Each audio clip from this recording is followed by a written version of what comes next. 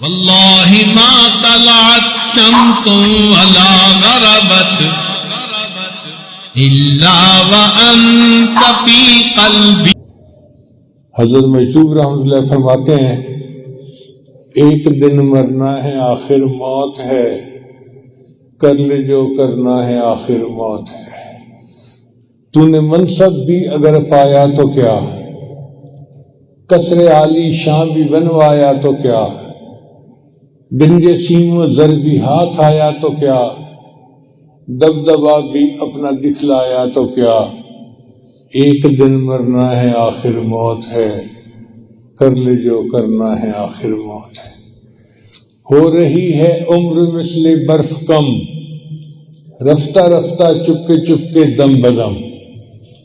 ہمیں تو اندازہ نہیں ہو رہا، لیکن ایک ایک جو سانس ہے نا وہ ہماری عمر کو گھٹا رہا ہے. اس لیے گھڑیال جو ہے نا وہ آواز دیتا ہے تو کسی عارف نے کہا کہ وہ کہتے ہیں گھٹا لی گھٹا لی گھٹا لی، تمہاری مہلت اور گھٹ گئی اور گھٹ گئی اور گھٹ گئی. تو اللہ نے جو مہلت زندگی میں دی ہے ہم اس سے فائدہ اٹھا کے اپنے سارے گناہوں سے سچی پکی توبہ کر لیں. اس کو کہتے ہیں موت کی تیاری. جب موت کی تیاری کر لی تو پھر موت آسان ہوگی. اللہ تعالی ہمیں اپنی موت کی تیاری کی توفیق عطا فرمائے. اور موت کی تیاری یہ ہوتی ہے کہ انسان گناہوں سے توبہ کرے، حقوق العباد بخشوائے، اگر کسی کا دل دکھایا زیادتی کی تو اس سے معافی مانگے. یہ چیز ضروری ہوتی ہے. اور اگر کبھی بندہ ایسے وقت میں ہو کہ کوئی دوسرا فوت ہو رہا ہے تو پھر کیا کرنا چاہیے؟